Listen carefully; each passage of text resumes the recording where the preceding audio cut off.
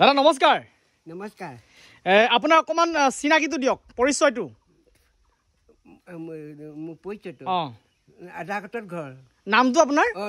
মইনা শইকীয়া। মইনা শইকীয়া। আচ্ছা, আপুনি এই যে চাইকেলখনত এইখিনি বস্তু আনিছে, কি কি আছে আপোনাৰ?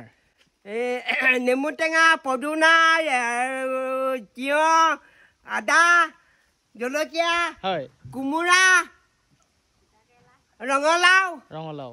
সেইকেইটাই আছে। তো এইখিনি বস্তু লৈ পেলাই তেখেতে এখন চাইকেলৰ সৈতে বেপাৰ কৰি আছে প্ৰকৃততে, আৰু বেপাৰ কৰি কষ্ট কৰি খোৱা এজন মানুহক মই আপোনালোকক চিনাকি কৰাই দিব বিচাৰিছোঁ। আচলতে আপোনাৰ বয়স কিমান হ'ল? 67। কিমান বছৰৰ পৰাই বেপাৰ কৰি আছে? আপোনাৰ 25-26 বছৰ হৈ গ'ল। ঘৰৰ পৰা কেইটা বজাত ওলাই আপুনি? ঘৰৰ পৰা আপোনাৰ 6টা বজাত ওলাওঁ, গধূলি 6টাত সোমাওঁগৈ। এই দিনটো খোৱা বোৱা ক'ত কৰে? খোৱা বোৱাটো হোটেলত যি পাওঁ তাকে খাওঁ আৰু। ঘৰত কোন কেনেকে আছে আপোনাৰ? ঘৰত মই ছোৱালী 3জনী আৰু আমি বুঢ়া বুঢ়ী 2টা।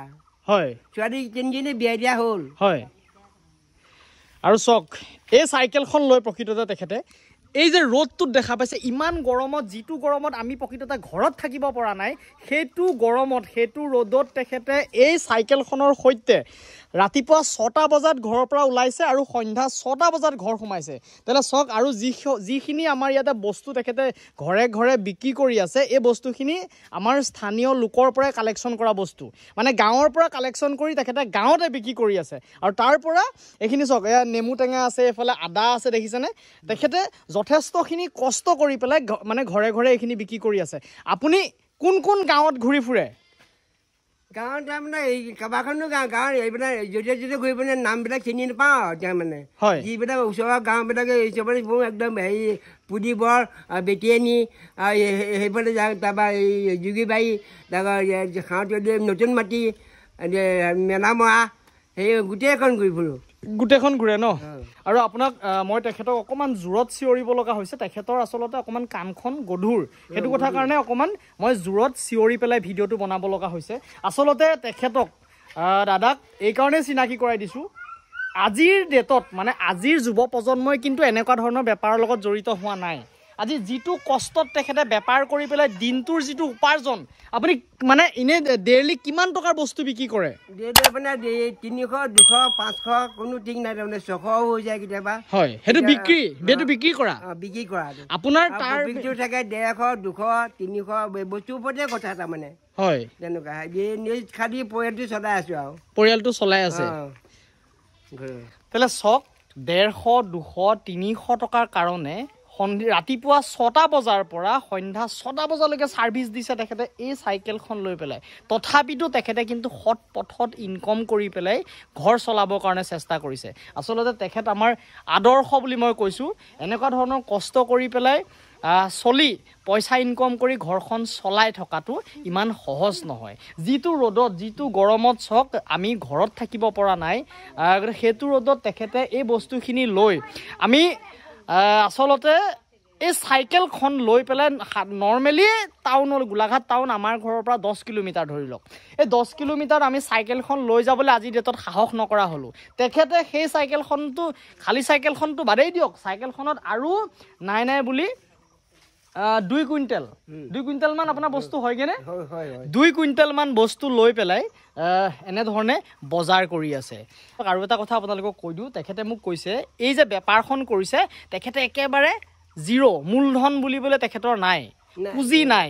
সেইটো কথাৰ কাৰণে তেখেতে মানে এইখিনি কৰি আছে, আৰু ঘৰত সকলোখিনি কিনি পেলাই, মানে ইয়াৰ বজাৰেদি সকলোখিনি কিনি নিজৰ পৰিয়াল চলাই আছে। আৰু তেখেতৰ এই বজাৰখিনি যে কিনি আনিবলৈও পইচা নাই বুলি কৈছে। তেখেতে এই বজাৰখিনি কেনেকৈ আনে? আপুনি কেনেকৈ আনে? বজাৰখিনি বাকীকৈ লৈ আহোঁ, আকৌ সন্ধিয়া গৈ পেলাই আকৌ পইচাটো দি পেলাই আকৌ মালটো উঠাই আনো, য'ত যেনেকৈ যি পাওঁ আৰু। হয়, তেনেকৈ আকৌ সন্ধিয়া গৈ কেতিয়াবা বাকীও থাকি যায়, কেতিয়াবা বস্তুৰ ওপৰতে কথা তাৰমানে। হয়, আধা বিক্ৰী হয়, আধা বিক্ৰী নহয়। হয়, তেনেকুৱা গৰমৰ কাৰণে। তেতিয়াহ'লে আপুনি চাওক, তেখেতে এই মোনাকেইটা ভৰাবলৈও তেখেতৰ পইচা নাথাকে।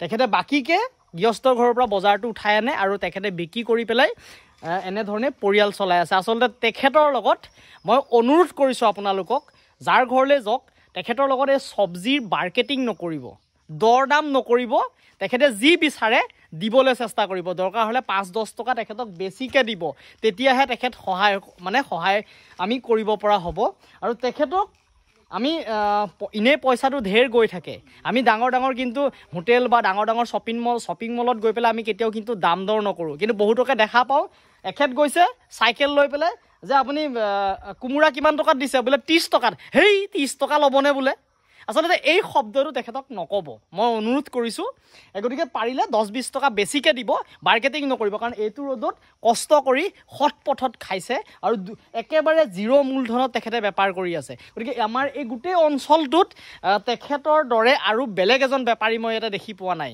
গতিকে তেখেতেই গৰম হওক ৰ'দ হওক বৰষুণ হওক সদায় বৰষুণ হ'লে তিতি আহিছে ৰ'দ হ'লে এনেকুৱা ৰ'দৰ বতৰত আহিছে এনেধৰণেই মানে কপালৰ ঘাম মাটিত পেলাই তেখেতে কষ্ট কৰি পেলাই নিজৰ পৰিয়াল পোহপাল দি আছে গতিকে তেখেতৰ প্ৰতি মই এটা অনুৰোধ আপোনালোকে দৰ দাম কৰি তেখেতৰ পৰা চব্জি নল'ব পাৰিলে 10 টকা বা 5 টকা বেছি দিব তেতিয়াহে তেখেতে উৎসাহিত হ'ব আৰু তেখেতৰ সদায় সুস্বাস্থ্য কামনা কৰিছোঁ এনেধৰণে যাতে ৰাইজক আচলতে ভাল চব্জি ভাল বস্তু সদায় যাতে খুৱাই থাকিব পাৰে তাৰে কামনা কৰিছোঁ ধন্যবাদ থাকিল আপোনালৈ ধন্যবাদ হয়